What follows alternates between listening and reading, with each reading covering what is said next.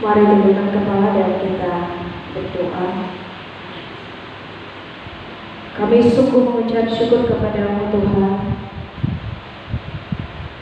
Kami diberi kesempatan saat ini untuk datang bersekutu bersama. Kami datang menaikkan syukur kami kepada Tuhan. Kami datang memuji Tuhan. Kami rindu juga untuk diperlengkapi melalui kebenaran firman Tuhan. Saat ini kami akan belajar firman-Mu. Biarlah Allah Roh Kudus menolong setiap kami, menolong hamba-Mu yang akan menyampaikan firman-Mu, sehingga boleh menguraikannya sesuai dengan kehendak Tuhan, boleh menyampaikannya dengan bahasa yang dapat dimengerti oleh setiap kami.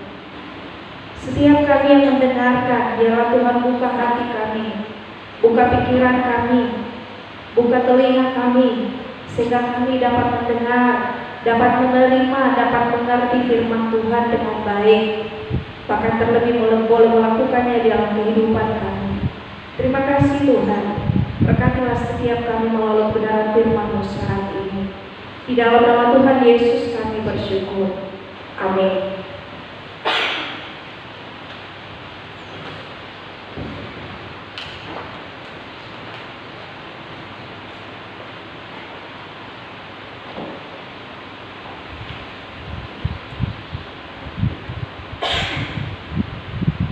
Selamat hari Minggu Bapak Ibu. Selamat datang bagi jemaat Tuhan. Mungkin ada yang baru pertama kali hari ini beribadah di tempat ini. Selamat datang yang sudah lama liburan. Ibu Nancy hampir 3 bulan di Tarakan, tapi puji Tuhan sudah ada bersama-sama dengan kita, bahkan sudah langsung melayani hari ini. Bapak Ibu yang terkasih di dalam Tuhan, di khotbah Bapak Kristanto minggu lalu sempat menyinggung sedikit tentang tema hari ini, yaitu worshiping together atau beribadah bersama, ibadah hari Minggu. Ya. Mengapa ibadah hari Minggu itu penting? Hari Minggu itu adalah titik fokus bagi umat-umat Kristen untuk berkumpul, memuji Tuhan bersama-sama, berdoa bersama-sama, mendengarkan kebenaran firman Tuhan bersama-sama. Namun dalam perkembangan teknologi juga saat ini, banyak yang melakukan ibadah online. Karena itu ada yang berkata, tidak usah saya ke gereja. Ke gereja itu menghabiskan banyak waktu, mulai dari persiapan di rumah, bersiap-siap, perjalanannya ke gereja, butuh waktu, sampai di gereja masih menunggu jam yang tepat untuk ibadah, bahkan duduk hampir 2 jam mengikuti ibadah. Lebih baik saya di rumah saja. Banyak ibadah online di sosial media, di YouTube banyak sekali ibadah online. Saudara, ibadah bersama di gereja pada hari Minggu itu sangat penting. Kita akan melihat hari ini mengapa ibadah di hari Minggu di gereja itu sangat penting. Apakah saya dan Bapak Ibu sekalian masih perlu untuk duduk bersama di gereja untuk beribadah bersama? Mari kita lihat di dalam Keluaran pasal 25, kita baca di ayat 8 sampai ayat yang ke-9.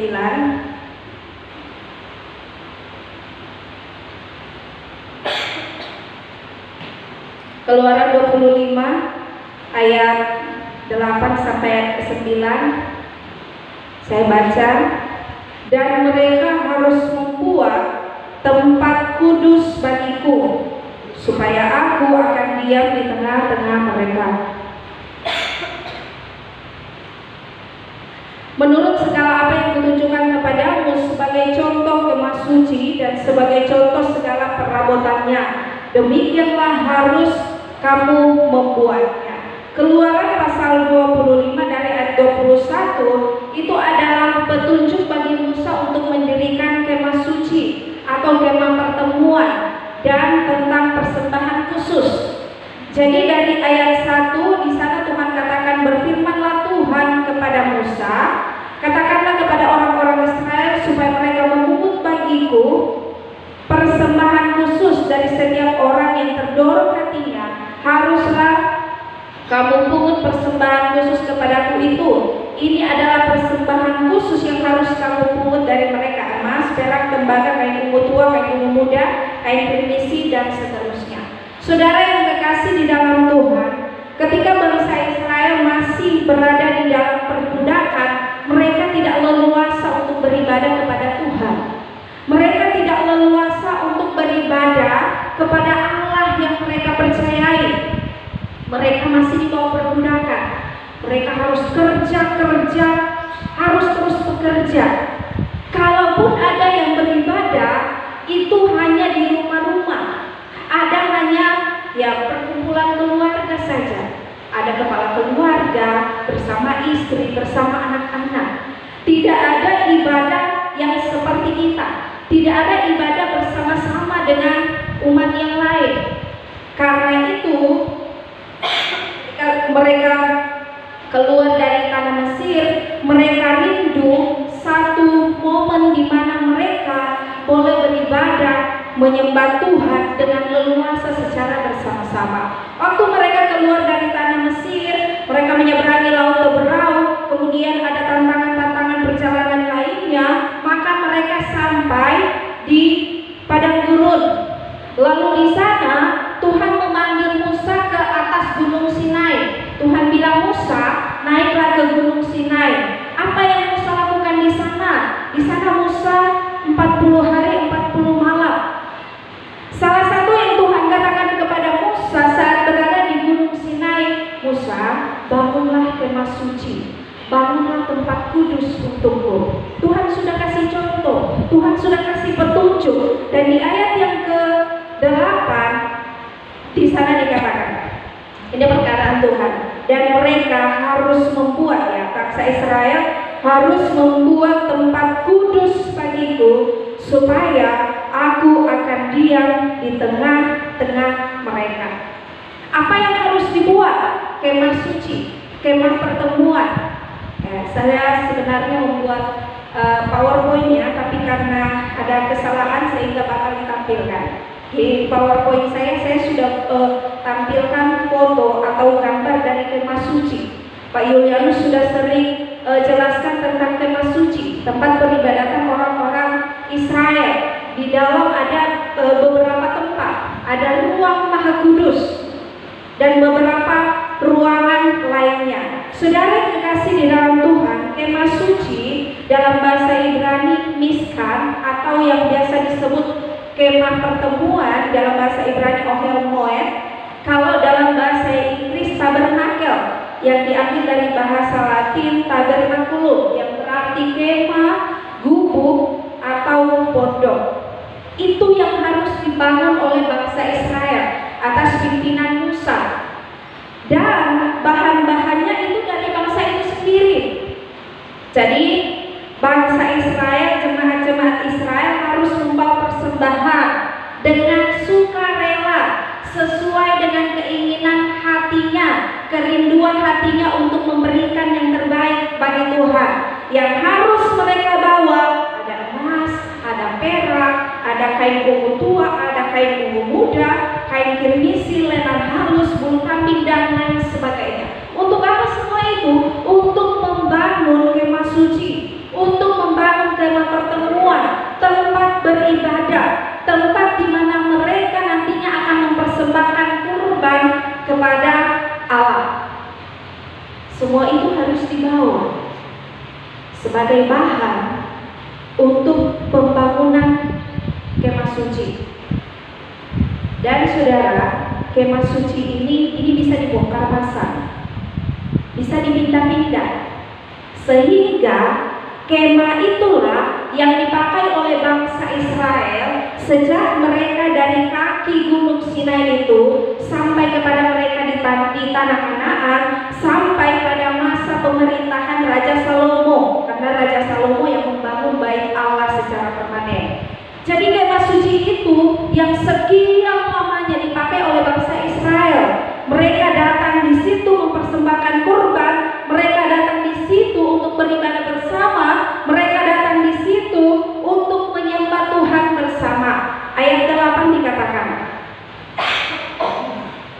Dan mereka harus membuat tempat kudus bagiku. Supaya apa? Tuhan katakan, supaya aku akan diam di tengah-tengah mereka.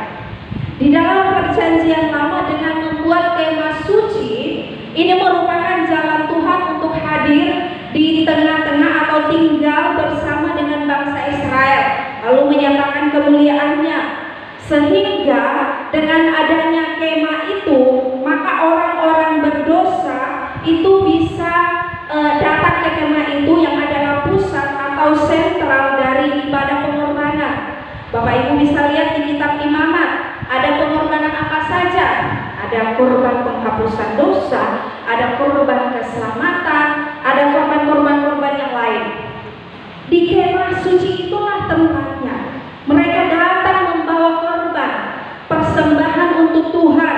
Mereka datang membawa korban untuk pengakuan dosa mereka, untuk pendamaian. Karena mereka mengakui telah melakukan kesalahan, melanggar perintah Allah. Karena itu mereka harus datang ke kemah suci membawa korban mereka. Ya, orang yang agak di atas sedikit ekonominya boleh bawa kambing domba, lalu di bawah-bawah sedikit ada lagi ya. Jadi ke tempat itulah mereka bawa. Ini yang Allah inginkan, saudara. Kenapa Tuhan menyuruh Musa, memerintahkan Musa untuk membangun kemah suci itu? Supaya apa? Umat Israel datang kepadanya dengan penyembahan mereka, sehingga mereka boleh berjumpa dengan Allah. Jadi di kemah pertemuan, di ruang Maha Kudus kan di situ Allah. Lalu ada satu ruang khusus untuk korban persembahan. Nah, yang dapat melakukan itu adalah imam. Tetapi bangsa Israel datang di kemah itu, mengelilingi kemah itu, mereka datang membawa korban persembahannya.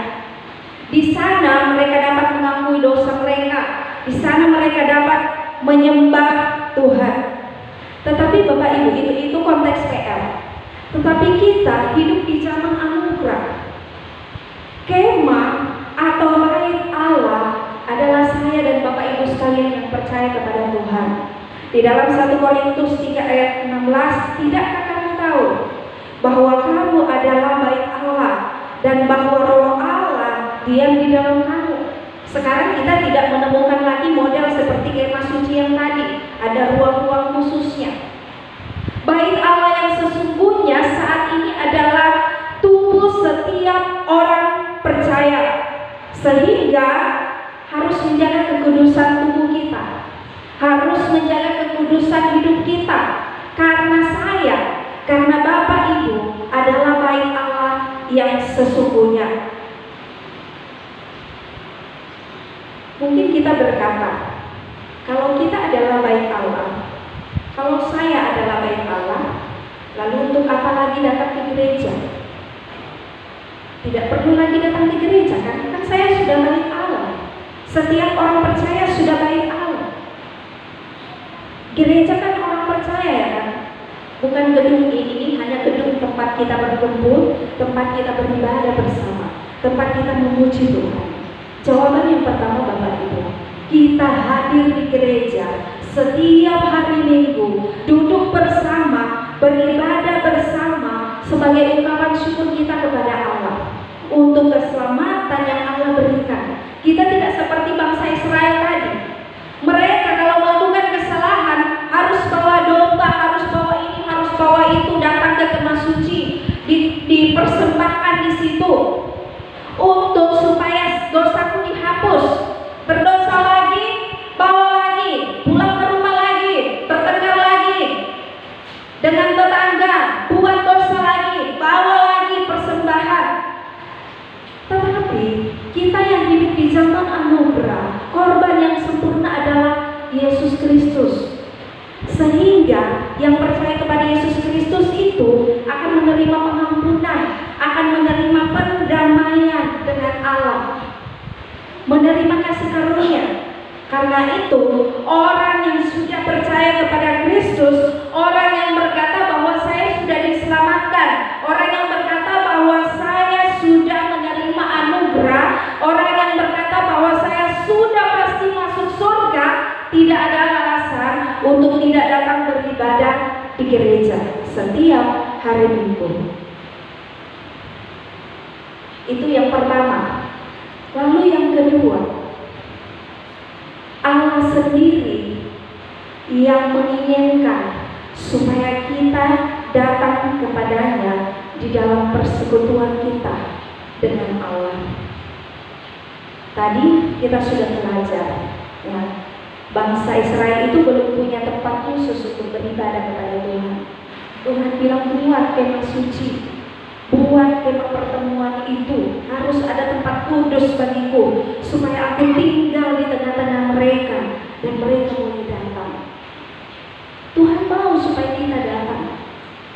Tuhan menginginkan supaya saya dan Bapak Ibu Saudara sekalian datang di dalam persekutuan, secara khusus dalam ibadah hari Minggu yang setiap minggu kita laksanakan, bukan hanya sebagai rutinitas saja, bukan hanya karena kalau tidak ke gereja itu lain rasanya, karena sudah biasa, bukan karena itu, tetapi kita datang karena selain karena ungkapan syukur atas anugerah keselamatan Tuhan, kita juga datang karena kita menyadari bahwa Tuhan mau supaya saya hadir di gereja.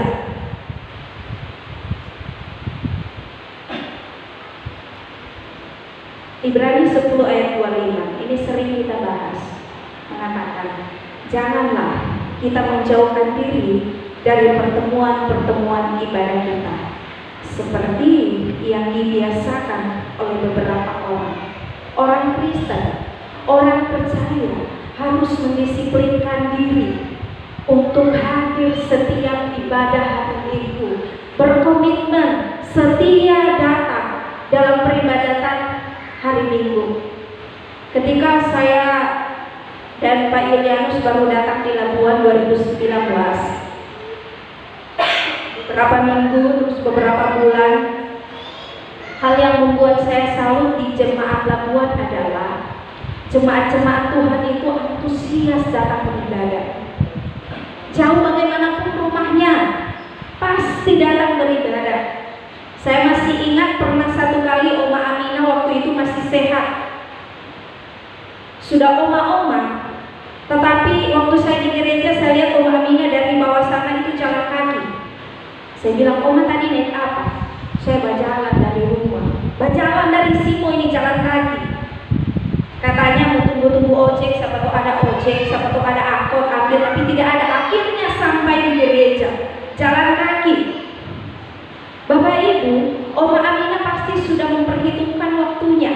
Saya harus segera bersiap ini supaya saya bisa cepat datang di gereja, tidak terlambat. Meskipun mungkin nanti tidak ada ojek yang bisa ambil saya, yang antar saya, tidak ada angkot yang bisa antar saya di gereja, tetapi sudah perhitungkan waktunya. Saya lebih baik cepat berangkat supaya sampai di gereja tidak terlambat. Kalau tidak salah itu satu kali. Lalu setelah itu Oma Aminah kan sudah mulai sakit, dan tepat hari ini 1 tahun Oma Aminah dimakamkan. Pak Haryanto dari Tibor naik motor dari Oti, meskipun jauh tetapi rindu untuk datang beribadah, tahu bahwa saya harus hadir di gereja karena Tuhan mau saya hadir di gereja. Itu poin kita yang pertama Bapak Ibu. Mengapa saya harus hadir di gereja? Mengapa ibadah hari Minggu, worshiping together itu penting sekali? Karena selain sebagai ungkapan syukur kita atas anugerah keselamatan yang Allah berikan, juga karena kita harus tahu bahwa Tuhan merindukan saya hadir di gereja. Perhatikan saudara, bahwa ketika kita datang di gereja, jangan fokus pada kepuasan diri sendiri. Kepuasan diri sendiri itu apa?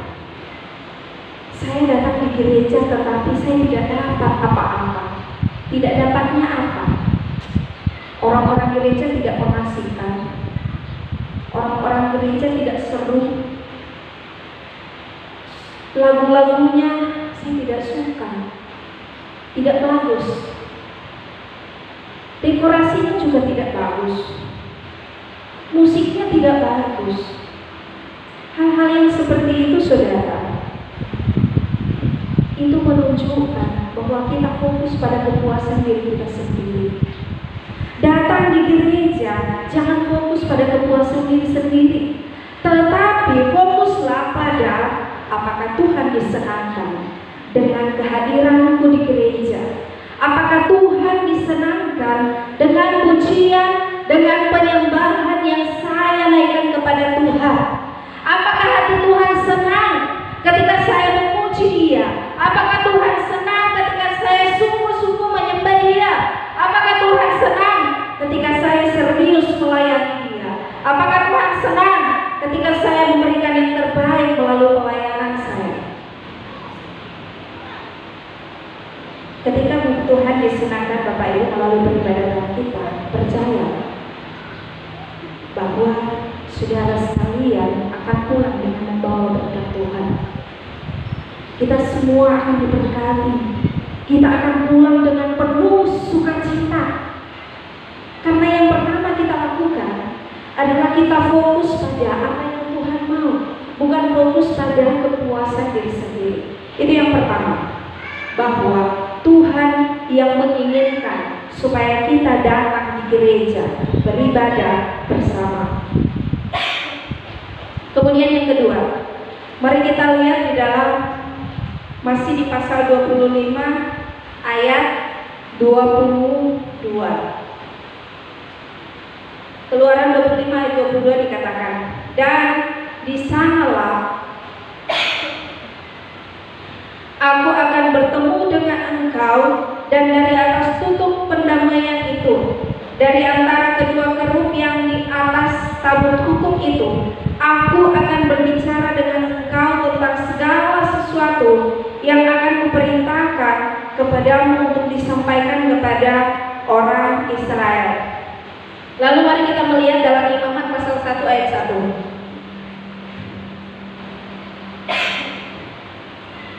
Imamat pasal 1 ayat 1.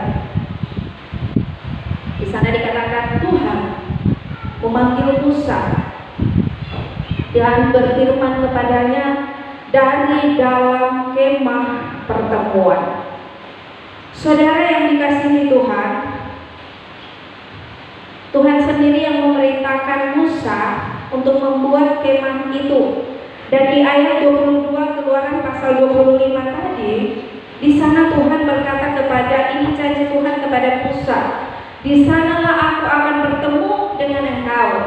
Jadi di ayat 8 tadi Tuhan bilang sama Musa, buatlah tempat kudus bagiku, buatlah kemah suci itu. Ayat 22 Tuhan katakan, di sana aku akan bertemu dengan engkau. Perhatikan di bagian B, aku akan berbicara dengan engkau tentang segala sesuatu yang akan kuperintahkan kepadamu untuk disampaikan kepada orang Israel. Jadi Tuhan bilang nanti kalau so jadi itu kemah suci, di sana kita akan bertemu Musa. Dan di kemah itu aku akan berdiam, dan dari kemah itu aku akan menyampaikan kepadamu segala perintah yang akan engkau sampaikan kepada bangsa Israel, yang akan dilakukan oleh bangsa Israel. Lalu di Imamat pasal 1 ayat 1 itu Tuhan genapi janjinya.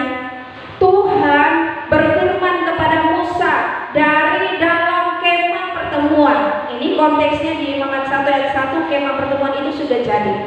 Bapak Ibu sampai rumah nanti baca dari Keluaran pasal 25 sampai pasal 40.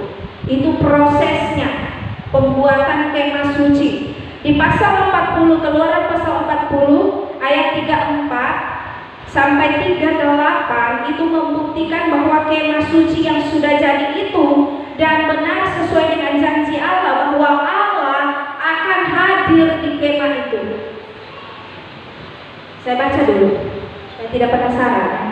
Keluaran 40 ayat 34. Lalu awan itu menutupi kemah pertemuan, dan kemuliaan Tuhan memenuhi kemah suci, sehingga Musa tidak dapat memasuki kemah pertemuan Sebab awan itu hinggap di atas kemah itu, dan kemuliaan Tuhan memenuhi kemah suci. Apabila awan itu naik dari atas kemah suci, berangkatlah orang Israel dari setiap tempat mereka berkemah. Tetapi jika awan itu tidak naik, maka mereka pun tidak berangkat sampai hari awan itu naik. Sebab awan Tuhan itu ada di atas kemah suci pada siang hari, dan pada malam hari ada api di dalamnya, di depan mata seluruh umat Israel pada setiap tempat mereka berkemah. Tuhan memenuhi janjinya bahwa jika kemah itu sudah jadi, di sanalah Tuhan akan bertemu Musa, dan dari sanalah Tuhan akan berbicara kepada Musa. Tidak suruh lagi Musa naik di gunung Sinai. Imamat pasal 1, ketika dikatakan Tuhan memanggil Musa dan berfirman kepadanya dari dalam kemah pertemuan. Itu pentingnya kemah pertemuan. Dari sanalah Tuhan akan berfirman kepada Musa. Dari sanalah Tuhan akan memberitahukan kepada Musa apa yang harus Musa sampaikan kepada bangsa Israel untuk mereka lakukan. Bapak Ibu kekasih di dalam Tuhan,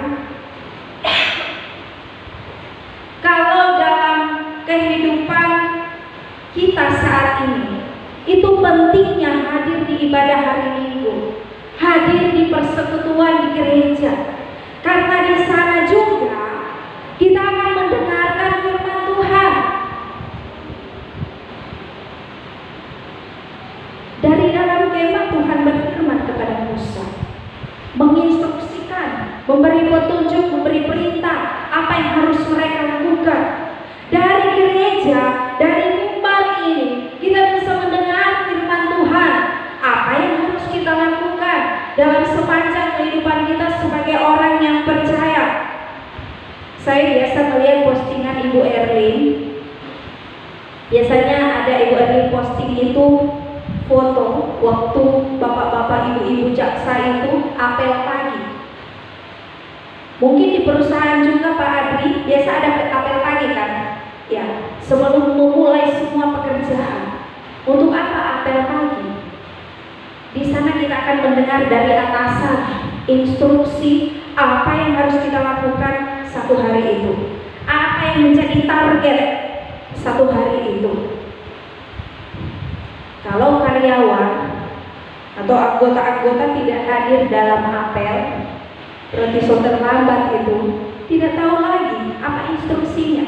Meskipun bisa bisik-bisik sama teman, tadi atasan bilang apa, hari ini kita harus buat apa, tetapi tidak maksimal dengarnya, karena tidak dengar langsung dari atasannya, tidak dengar langsung dari yang memberi instruksi itu. Itu pentingnya. Nah, orang Kristen kalau tidak datang di gereja, apalagi ditambah lagi di rumah tidak merenungkan firman Tuhan, so tambah tidak tahu apa yang harus saya lakukan. Ketika mengalami pergumulan, apa yang harus saya lakukan? Ketika menghadapi kemerosotan dalam usaha, apa yang harus saya lakukan? Tidak tahu. Ketika hidup penuh dengan pergumulan, sudah tidak tahu apa yang harus dilakukan, karena tidak pernah mendengarkan petunjuk dari Allah melalui firman. Bapak Ibu Saudara datang di gereja tidak sia-sia. Bapak Ibu Saudara datang di gereja, saya percaya yang serius dengan firman Tuhan tidak akan pulang dengan tangan kosong. Amin. Tapi Bu, bagaimana? Ada orang yang setia sekali beribadah, setia sekali dengar khotbah di gereja, tetapi tidak ada perubahan hidupnya. Saya lihat sikapnya ya begitu-begitu saja, bahkan ada yang justru lebih menurun. Kenapa saudara? Perhatikan, ada yang datang di gereja, tetapi saat firman Tuhan bahas status dulu, baca komen dulu, tadi balasannya apa ini? Ada yang kirim pesan, buka WA dulu, buka Instagram dulu, apalagi segala macam dibuka. Bukan hanya baca-baca komentar, tetapi ada yang sudah nonton video saat khotbah sedang disampaikan. Kalau seperti ini, bagaimana caranya firman menjadi bagian kita? Bukan hanya itu, ada yang datang di gereja, duduk tenang, tetapi pikirannya lari ke tempat lain, sedang memikirkan, tadi di pasar itu saya beli tempe, saya bawa itu tempe atau tidak? Kalau sampai di rumah saya periksa di keranjang tidak ada itu tempe, saya mau pulang nanti ke pasar penjualnya, tadi tempe itu saya lupa. Dan macam-macam. Ada yang datang di gereja, tetapi pikirannya fokus kepada mungkin teman di sampingnya. Kayaknya bajunya tadi beko itu, kancingnya lari ke atas satu. Kenapa alisnya begitu? Kenapa bajunya kayak itu saja? Kenapa dia datang di gereja mukanya murung sekali? Kita mengisi pikiran kita dengan hal-hal yang tidak berguna saat firman Tuhan diberitakan. Karena itu, tidak ada tempat untuk firman Tuhan yang sedang diberitakan. Ada yang tetapi tidak berubah, tidak ada perubahan juga. Kenapa? Karena tidak membuka pikiran, tidak mau terbuka, tidak membuka hatinya untuk menerima firman, tidak mau membuka hatinya. Oh Tuhan, ini saya, ubah saya sesuai dengan firman-Mu, supaya melakukan apa yang Tuhan kehendaki, supaya melakukan apa yang Tuhan katakan melalui firman Tuhan hari ini. Tidak usah kita pikirkan orang lain, Bapak Ibu. Tidak usah kita nilai orang lain dia tidak berubah. Saya terkadang begitu ya Bapak Ibu. Saya terkadang begitu. Jangankan ketika di khotbah, saya sendiri khotbah pun saya harus renungkan sendiri. Apakah saya sudah melakukan firman ini? Apakah saya sudah membuka hati saya untuk firman ini? Ada orang yang jenuh datang beribadah, ya kan? Ada orang yang jenuh datang beribadah. Kenapa? Karena merasa bahwa saya pulang dari gereja itu tidak bawa apa-apa. Karena yang tadi, hal-hal contoh-contoh tadi mungkin sedang dilakukan di gereja. Bapak Ibu Saudara kekasih di dalam Tuhan, ini yang kedua yang penting. Mengapa kita harus hadir dalam ibadah di gereja pada hari Minggu? Karena melalui ibadah kita mendengarkan firman Tuhan yang memberi instruksi bagi kita, yang memberi petunjuk bagi kita. Pak Yulianus, sebagai orang percaya kamu harus lakukan ini. Di dalam keluarga kamu harus melakukan ini.